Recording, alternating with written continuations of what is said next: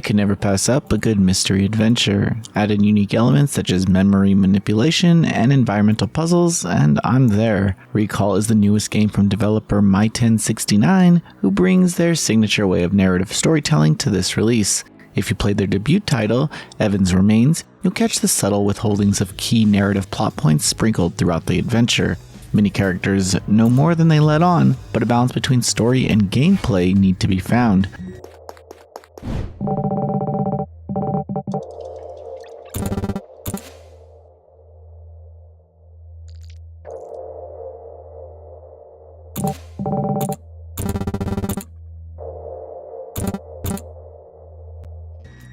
Recall has a fantastic concept. The idea is, I tell you a story, and can alter your memory based on what I say. Gaslighting, the video game.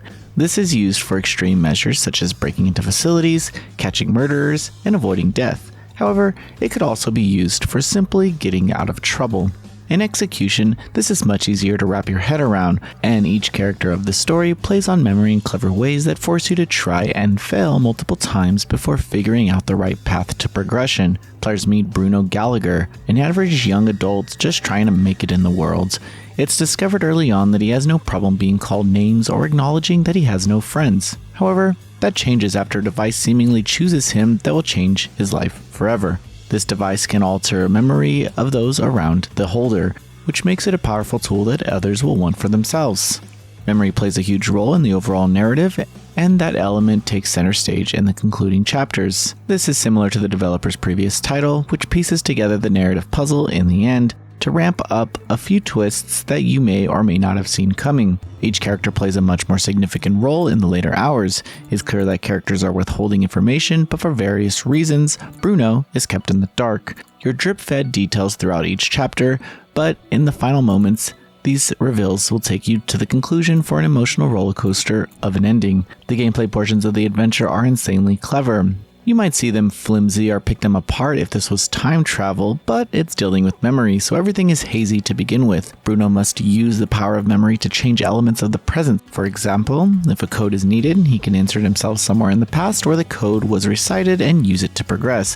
This mechanic is used in various ways, so you're constantly searching through memories to solve puzzles. When in a memory, you'll often get something wrong that may result in death. This introduces a trial and error approach where you are trying different ways of telling the story, but you get to retry if you die. Thankfully, you don't have to rewatch all of the events you've already seen, as the story will fast forward automatically to unseen scenes. However, I will say that reading is essential, as some passwords were given to me only once, and if I had missed them, it would have sucked. There may have been a way to replay those scenes, but just read the story and you'll be fine. In the final chapters, these memory mechanics aren't used too often, a downer for anyone playing for these systems. The narrative does well to hold your attention, but the memory element of gameplay is a massive factor in the experience, and I feel like it was left out to focus on the story. Again, this doesn't hinder the overall experience, but you should expect a more visual novel element to round off your time with the game. Graphically, the retro character designs and environments add to the overall charm. I thought the pixel work was terrific, and the full character illustrations brought these characters to life. I also enjoyed how brief the text boxes were, using a larger font to make reading easier without overly wordy explanations of events. The general writing for each character was a significant highlight, as the supporting cast has excellent chemistry. Although their designs make them seem like an odd bunch, they all come together. The music is rather catchy as it matches the mood of the scenes. It has a way of ramping up more emotional moments and still finds a way to be playful with some of the more zany scenes. I should note that one of the characters, Harry Ocean, is the star of my show. His optimism and even existence are even beyond comprehension, but he manages to establish himself as a helpful member of the group, regardless of how he came into Bruno's life.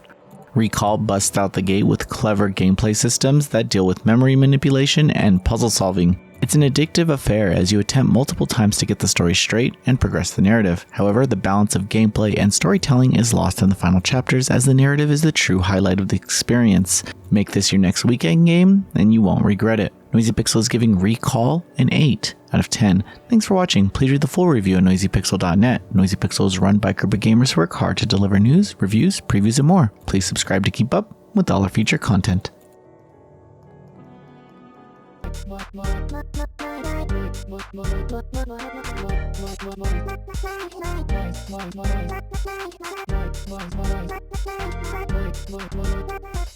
Boise Pixel.